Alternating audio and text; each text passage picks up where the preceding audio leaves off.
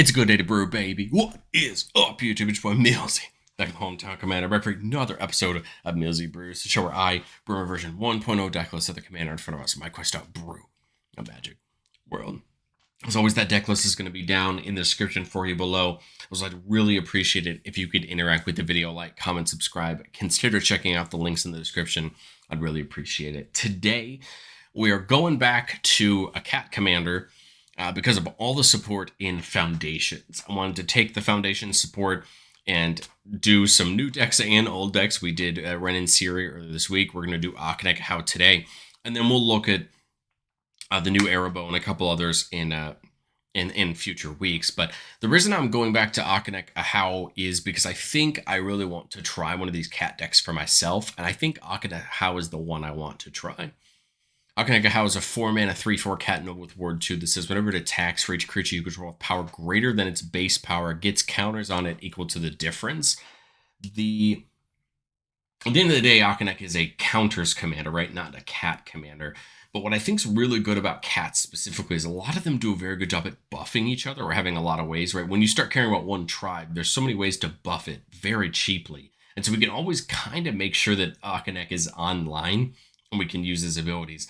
Then we have access to so many great tools like Cathar's Crusade and Trample Enablers to make sure that our counters matter, right, in the long run. So the brew that we're going to talk about today is kind of what I'm going to use as my rough draft to start testing Okinec. And if I like it, we'll update it more on the channel when I, play through it some more and have some more updates to it. But I said before, we're using cats, and that is what we're doing. We're going to talk about some of the great cats in the deck that we have access to. Things like a Doran Prouncer, just having double strike is important, especially when it starts growing with counters. Double strike plus trample can be brutal for our opponents to deal with. Johnny Sunstriker is a 2/2 with lifelink, which is important. It's important to gain some life back when you're getting into combat so that you don't just get into dueling firefights with your opponent. They attack you, you attack them. Right? Here's the new Arrowbow, the first Fang, buffing other cats by +1/+1. This means that immediately everybody's going to get a counter, right, when Okinec attacks, because they're getting at least a +1/+1 buff, if not more, from other sources. And then whenever either another non-token cat comes in, you make a cat. Remember that Okinec puts a counter on everything that has that difference, not just things that attack. So the more tokens we make, the more counters that actually get put on creatures. And I think that's really important when a deck that's trying to put counters on creatures. Brimaz feels like a slam dunk here, making more bodies whenever it attacks or blocks. And obviously, once it starts getting bigger, those tokens are going to get bigger too. Remember that because Okinec's trigger is a attack trigger, we should be able to layer things like Brimaz over top of it, have it resolve first to making that token, and then the token should be able to get buffed with Okinec's ability. Feline Sovereign gives all our cats +1/+1, so there we go. Here's another buff for all of our cats. But whenever one or more of our cats deal damage to a player, we destroy an artifact or enchantment that player controls. So there's another threat to our opponent's pieces if they can't block us, especially when we can add things like Trample or other evasive abilities or damage abilities to our cats. Jazal Goldmane's just a 4/4 with first strike. But for 5 mana, I can give all our creatures a +X/+X buff, where X is the number of attacking creatures. Again, can be used in conjunction for Sovereign for even more buff on those creatures with giving them counters. King of the Pride giving all of their cats +2/+1 is going to mean 2 counters at least for that first time that Sovereign attacks, right? I think this is one of those cards that really shows you why this deck can succeed, because you have so many of these things that just buff all cats you control. Kutzel, drawing us cards when those creatures with power greater than their base power hit a player, and that's really good. Kutzel was designed to work with Okinec, and it shines here. We get one lone cat that has Infect, and that's Lost Leon, and it's a nice little piece to have around, just in case we need it, right? Get counters on it and run the risk of our opponents having to block it in order to not die to Infect. Miri, I think, is one of the best cats that we have, because it doesn't look like a ton, but in a lot of scenarios, it's going to be the thing that might win us a game or save us. Whenever it attacks, each opponent can't block with more than one creature. This means that our board may get off pretty much scot-free to get into a ton of damage. And then as long as it is tapped, no more than one creature can attack you each combat, could potentially protect us, right, from a ton of damage coming back at us. Miri is great, and it's an all-star. We want to see it. Pride Sovereign Gets +1/+1 for each other cat we control, meaning it's going to get big very quickly with Sovereign, right? Because it's going to just keep getting bigger and bigger. And then we can exert it to make a couple cat tokens. I just like that Pride Sovereign's just going to get massive with Sovereign being around. Kala is a new to cat, and Kala feels great in here. Whenever it attacks, other attacking creatures get +X/+0, where X is the number of counters on Kala. And then whenever you gain life, you put a counter on Kala. What's nice here is that Kala's going to get a bunch of counters with Sovereign. And remember, we can stack those triggers so that Colin gives the buff first, and then everybody gets their counters with Sovereign. So you can kind of see where those interactions are going to start stacking for our benefit in combat. Regal Caracal giving all of them +1/+1 and lifelink is something that's going to get very out of hand against a deck like this if we can start stacking up counters. And when it comes in, it makes 2 more cats with lifelink. So just all you need is 1 combat of a board this big with lifelink for you to probably stay safe even if you get wiped off the board. And I think that's really important. The other nice thing is we're going to be able to play some cats that have flying, give some natural evasion other than just giving them trample. Prowler has flying and vigilance. Skirmisher has flying and double strike. So here are some cats that can get in the air and be evasive. Skyhunter Strike Force gives all of our creatures melee as long as we control our commander. So how that would work is you'd have all the melee triggers go off first, giving everybody that +1/+1 for each opponent we attacked, and then have Sovereign go off, giving all the counters. Territorial Scythe Cat having trample already is a great thing, so that it doesn't have to get given trample. But then whenever a land comes in, we put a counter on it. So it has the ability to kind of grow on its own. And then Train Caracal, a 1/1 for 1 that has lifelink. So again, a great body to gain us some life back over a course of a game as we're doing these things that we want to do. But we want to put as many ways as we can to buff the team, and that's the goal. We have things like Coat of Arms and that Banner of Kinship in the new set that can give buffs to all of our creatures. Patchwork Banner can give a buff to cats. We're going to choose cats. And then Adamant of any color. Always Watching gives them a non-token ones +1/+1 in vigilance. The vigilance is actually important, especially if we're going to do a lot of attacking. Kind of a non-bow with Miri, but I don't think we mind that at the end of the day if we could start dealing enough damage. Anthem of Champions is a straight +1/+1 buff. That's in Foundations, and very happy to have it here because for such a cheap cost, you're going to almost guarantee that you're going to be able to get counters down on your creatures every time. Beastmaster Ascension, whenever you attack, you put a quest card on it. When it has 7 or more quest counters, everybody gets +5/+5, leading to a lot of counters with Sovereign onto them. Cathar's Crusade, whenever a creature comes in, put a counter on each creature you control. Again, just ramping up the amount of buffing that's going onto our board so that when you finally get to Sovereign's trigger, it's going to put on a lot of counters. Flowering +1/+1 for non-legendary, +2/+1 in Ward 1 for legendary creatures, so a big buff there. Garruk's Uprising to give us some trample payoffs, because once we have all those counters laying around, chump blocking can hurt if there's no way to get that damage through.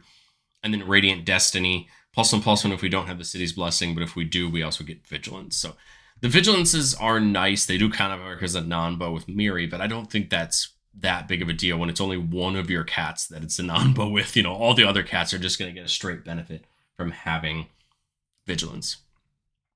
But we can pay off the counters as right. Things like a Johnny can put a counter on every creature we control and then give our creatures Vigilance. So making sure that Sovereign always has creatures to put counters on when it attacks. Things like Inspiring Call can give all of our creatures Indestructible that have counters on them, but also draw us a card for each of them, making sure that we're keeping our hand full of pieces to use. Pledge of Unity can put a counter on each creature we control and gain a life for each of them.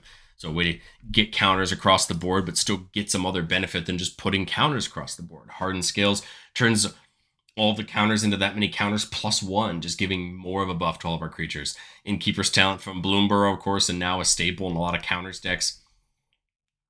Passing out a counter at the start of each combat, we could tick it up to give all of our creatures with counters on the Ward 1, and then once you get to level 3, you get that doubling season effect, doubling up the amount of counters that go on. Virtual Loyalty puts counter on all of our creatures at end step and untaps them.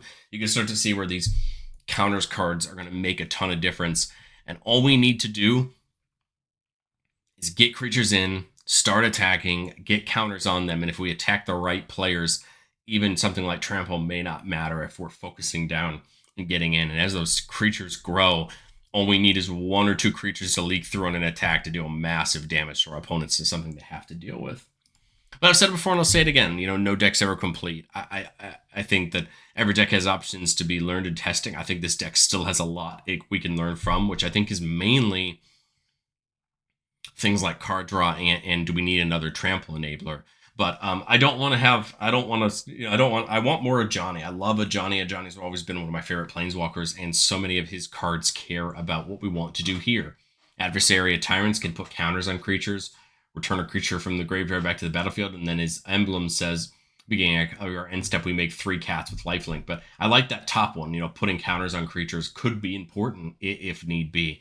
Caller of the Pride puts a counter on a creature, -3 to give a flyer. Creature flying and double strike feels great in this deck specifically when they're going to have massive power. And then -8 for the cats, where X is your life, or to make a bunch of cats where X is your life total is just brutal. Because if you untap with them, that game's over. Of course, it's a bad ultimate because you give your opponents that chance, right, to deal with you. But I think it could be very good for you. And then Roaming Throne, everyone's favorite cat. It's the joke I make every time I make a tribal video. But the truth is, the only reason I didn't put Roaming Throne in this deck, but I will put it in my personal deck, is the cost of the card. It is a card. I have an extra Roaming Throne that I took out of another deck that I will put in this one, but doubling up all the triggered abilities means that Okinec goes off twice each combat, which is huge, especially when it compounds, right? If you're putting a counter on, let's say all your creatures have a +1/+1 buff, no counters on them.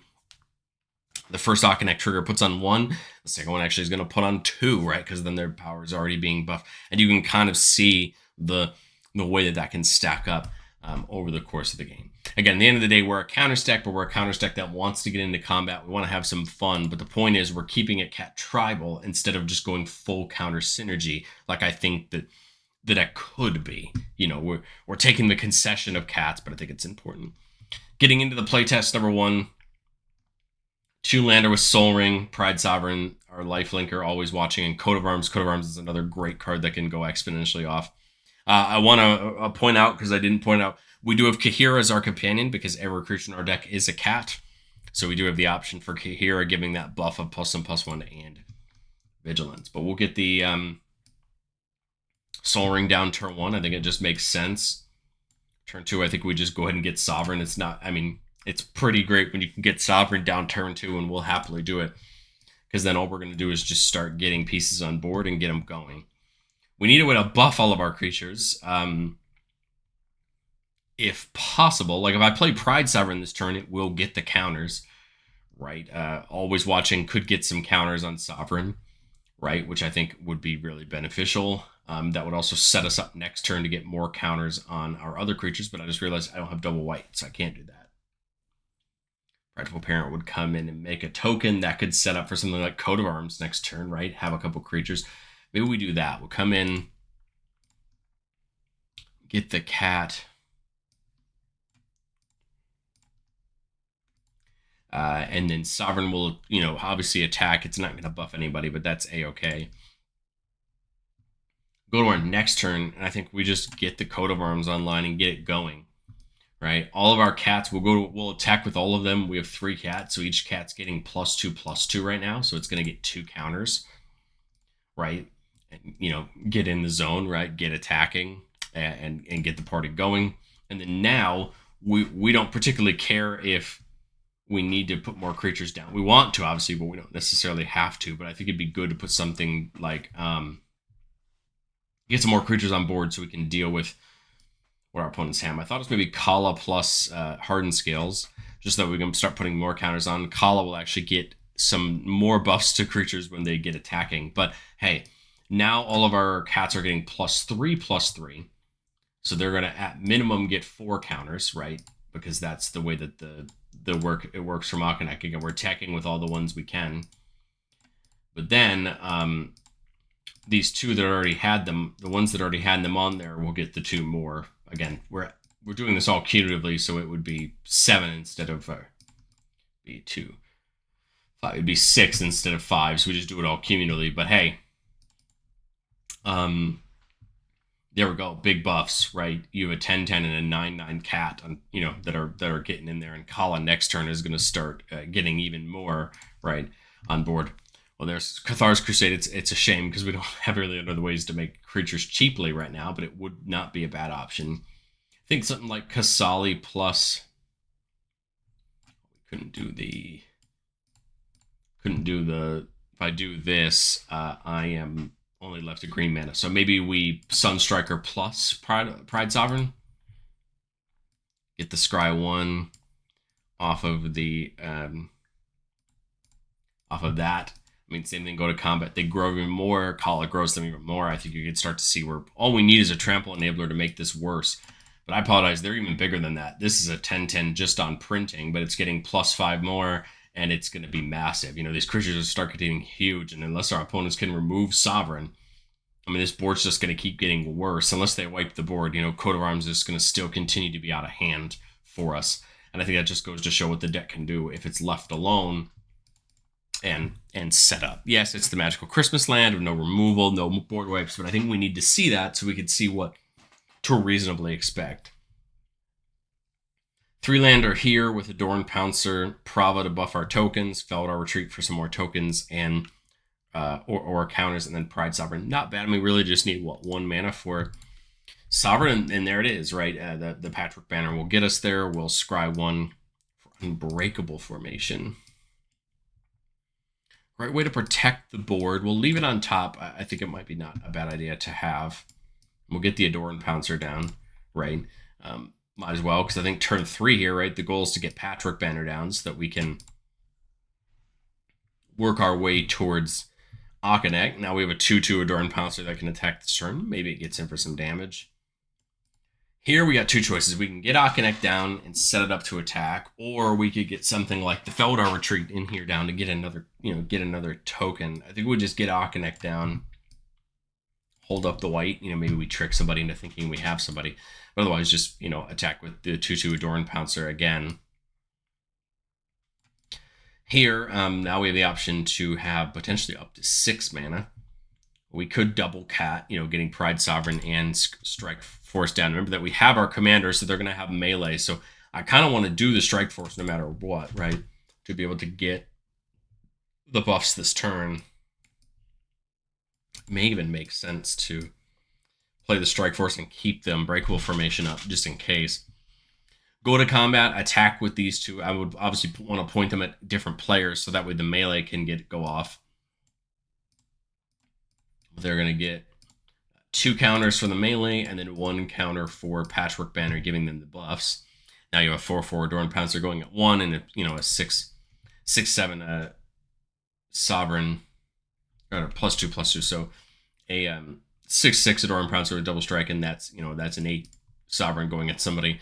And you can start to see where this might get out of hand if somebody doesn't have any removal. We're going to keep up the Unbreakable Formation just to protect the board, because obviously we want to make sure that we're not getting hurt in that aspect. I think I would go what? If I do the Feldar Retreat and then the Forest, this gives me the option. I think I would pick the Cat Beast. I've got 3 mana up for the Unbreakable, just in case. Same thing, go to combat. These 3 are going to attack different people. +3/+3 on the melee. Put counters down, hold up the Unbreakable Formation, right, to protect the board. Everything's going to get some counters here, right? And then, now our board state ain't looking too bad. The next turn, I think we would just what? Put something like Prideful Parrot in, so that way we have more creatures on board. Same thing, +3/+3. Keep the Unbreakable Formation up. And I think we're not demonstrating a bad loop there. Again, we'd love another Trample Enabler, but I think playing the Prideful Parent, getting the cat 4 up, hold up the Unbreakable Formation again, attack, more counters, where we can point the people in the right direction. Sky Hunter's going to start being in the air, which is like we can point in the direction. Okinec's going to start being a hassle for our opponents, pointing in the right direction. Again, the point here is keep up the Unbreakable Formation, keep the party going. Now, we get more land drops in, we can always start giving Vigilance out with Feldar Retreat, but I don't think we mind attacking, because it's just going to force our opponents to deal with it. And the nice part this turn is like, that Prideful Parent and that cat token, same thing with the Beast the turn or 2 before it, are going to get counters because of the Patchwork no matter what, even if they're not attacking. The melee only affects the creatures that are attacking, but at least you're still getting that flat +1/+1 from the banner, meaning that they're going to get counters no matter what, just pushing us towards more and more and more damage. But love to know, what do you think of Sovereign down in the comment section below? I think there's a lot of things that I'm going to learn in testing, which is how do I hit harder You know, do I need more things like the Achroma's Will and the Overwhelming Stampedes of the world to get that? You know, to get that Alpha Strike in. I didn't really show those off in the PowerPoint, but they're there. So let me know what you think of Sovereign. Like I said, I'm going to give this a shot for myself, see what I think. And if I like it, I'll be updating it on the channel soon. But I'd love to hear what you think, and I'll catch you guys next time.